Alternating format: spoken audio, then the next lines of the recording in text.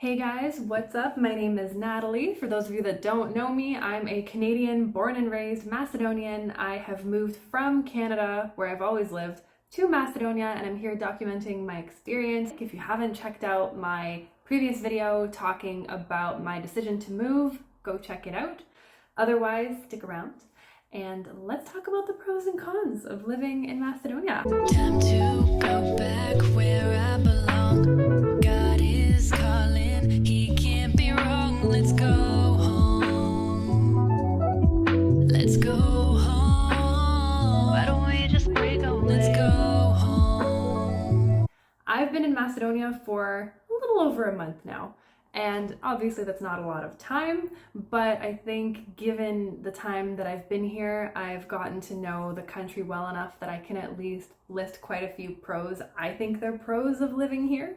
First of all, I don't care what anyone says about GMOs. Guys, they can never compare to naturally grown food. And I have to say, the food here, it just tastes better. Like everything tastes better. Everything has so much more flavor. I made my usual pasta dish last week that I always make it the same. In Canada, my family really likes it, where I've got meat in it, tomato sauce, vegetables, right? I made it the exact same here, and I kid you not, it tasted like 1,000 times better. Even my family pointed that out. They were like, "Did you do anything differently?" I was like, "No, I made it the exact same way." But the difference was the ingredients were all naturally grown, homegrown, right? And you can really taste it. So the food tastes so much better, I have to say. So there's that. Many people actually know English here, surprisingly. I'm in the capital city, Skopje, so that's probably another factor, but a lot of people know English, especially younger people. I was on the bus a few days ago and there were these younger girls who came on. Maybe they were, I don't know, 18 to 20-ish.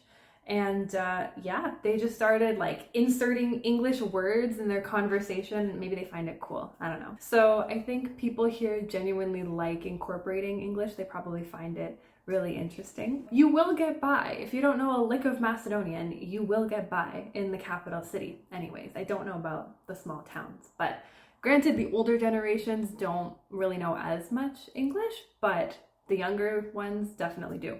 It's also a slower pace of life in Macedonia, and I mentioned that in my last video. Now, I guess that might be a con to some people, depending on what type of lifestyle you prefer. I personally find it to be a pro, because with a slower pace of life comes less stress.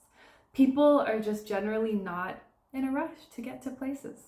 And yeah, I find that to be really nice. So there's that. To the point where you can walk into a store and just see the workers sitting down, having a coffee, like they're just chilling because maybe the store is dead, you know? So it is a slower pace of life, I have to say.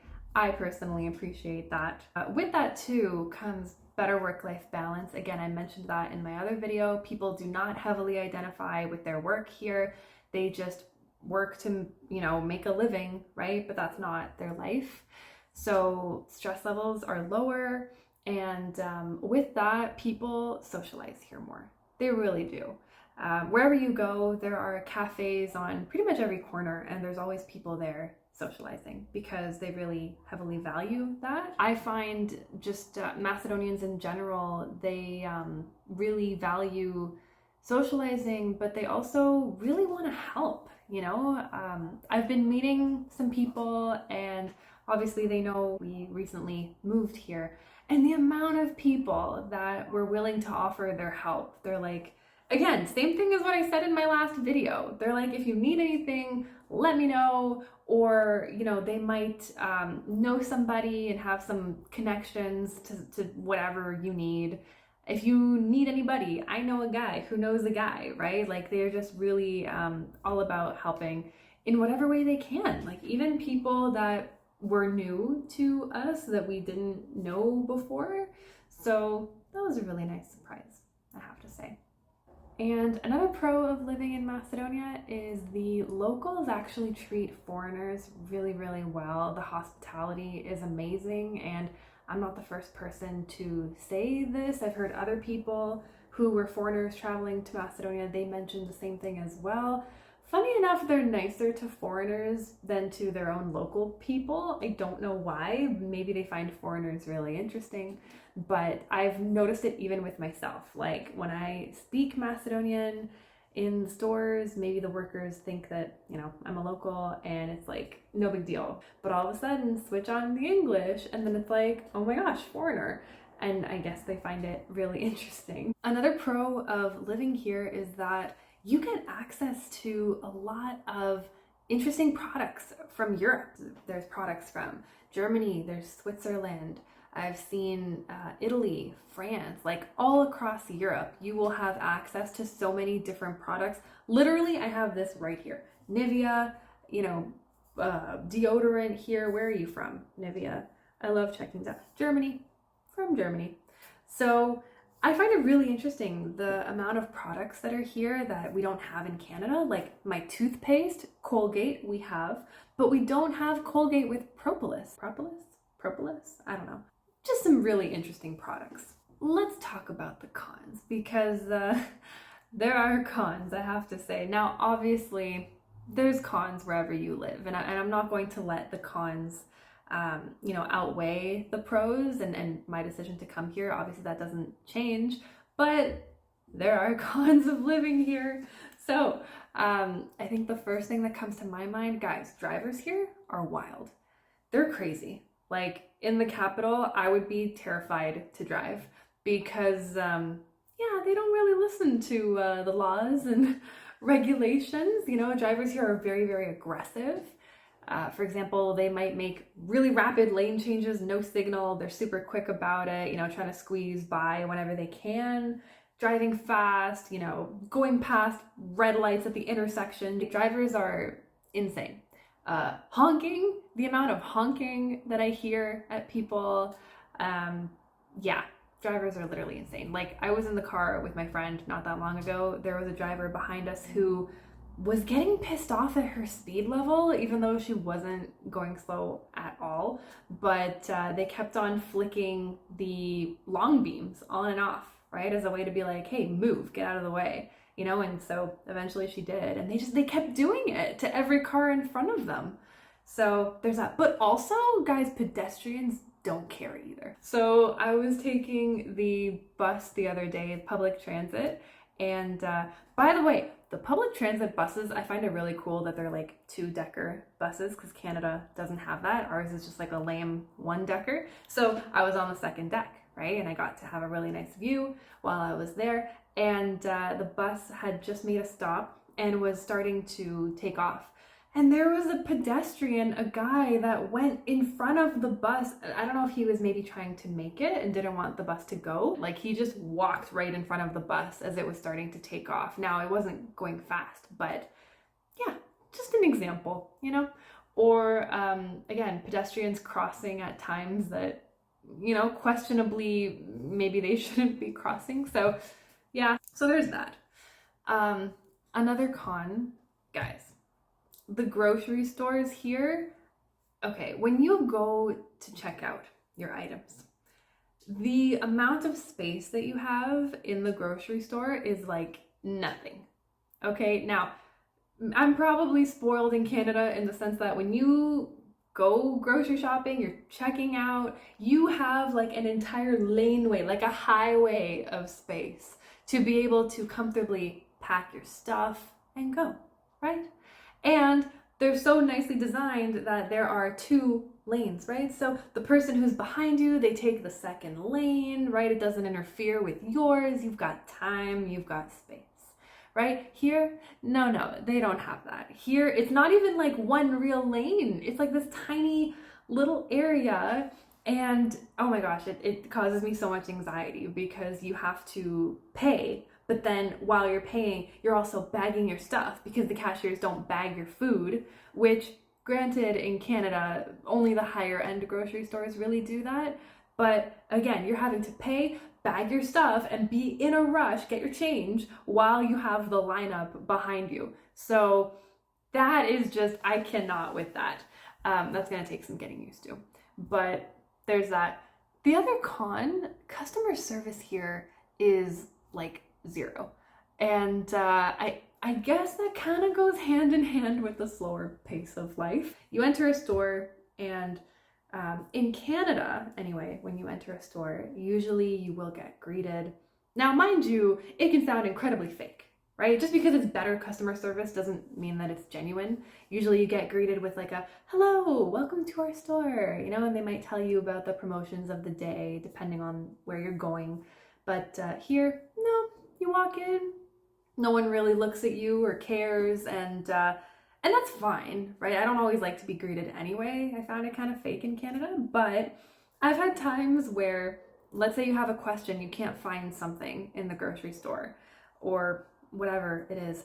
The workers look almost annoyed that you're asking them a question. Like, how dare you interrupt their day to ask a question? So I don't know why that is. Like, as an example, I was in the store yesterday.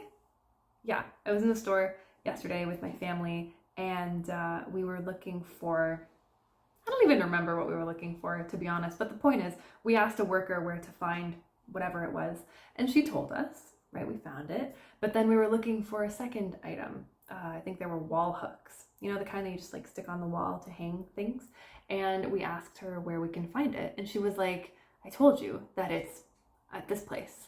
And I'm thinking to myself, bitch, no you didn't. You did not tell us. We asked you about a different item. But regardless, you are the worker. Why are you telling us I told you? Yeah, I didn't like that. For all of my eco-friendly environmentalists, I'm so sorry to tell you, Macedonia does not recycle, and they don't have compost. Yeah, I'm sorry. Everything just goes in the garbage. If you're wondering why they haven't progressed in that way, like it's 2023, why the heck wouldn't you recycle or compost? I'm guessing it's because it probably costs money to start implementing that. So guys, another con, and I already knew about this because again, growing up, coming to Macedonia in the summertime, this is nothing new, but in Canada, we're pretty spoiled because we have a lot of hot water. Like if you take long showers, you are pretty okay. I think I've rarely had times where we run out of hot water. And here you have a massive boiler that is in the bathroom. You have a big boiler that you have to turn on in order to actually heat your water, right? And so that takes some time to heat up, and you have like a meter that tells you how much hot water you have. So if you don't heat it up on time and you got a shower the next day, you also cannot have the boiler on while you're showering. You can't do that. It's very dangerous. So you could get electrocuted. So you don't want that. So it has to be on when you're not using it. It's cheaper to have it on at night. So you just have to keep track of how much hot water you have and when you plan to take a shower. Oh, the other con, what is up with the parking situation here, I have to say.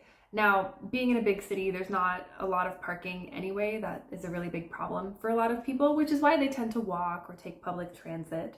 But the parking is horrendous. Like, people park on the sidewalk. You'll be walking on the sidewalk. Next thing you know, you have cars parked along it. You got to go on the road, right? And now cars have to, you know, drive past you. I can see why that would be dangerous. And then you got to make your way back on the sidewalk. So that's a really, really common thing. Another con, and again, I think we're spoiled in Canada, something that I never really thought about before was that the windows in Canada, most of them have a screen on them, like a mesh, right, to prevent bugs from entering. Here, the majority of them don't have that. So if you have your window wide open, be careful. You might have a huge fly or a wasp or mosquitoes come in. And now some houses are starting to get the mesh on them, but again, it's really not common. There's a lot of street animals, unfortunately. So cats and dogs, really, really common. And my heart breaks every time I see them.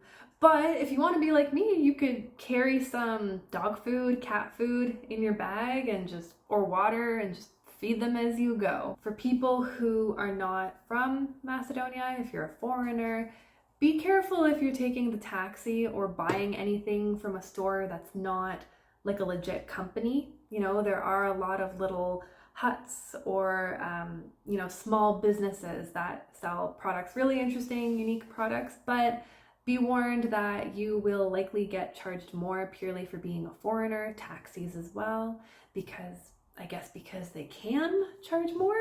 So there's that. You want to be careful. So that's my list of pros and cons. I'm sure I'll probably come up with more along the way as I continue living here, but if you can think of any other pros or cons of living in Macedonia, let me know in the comments below. Have a great day, stay blessed, and I'll see you soon. Time to go back where I belong.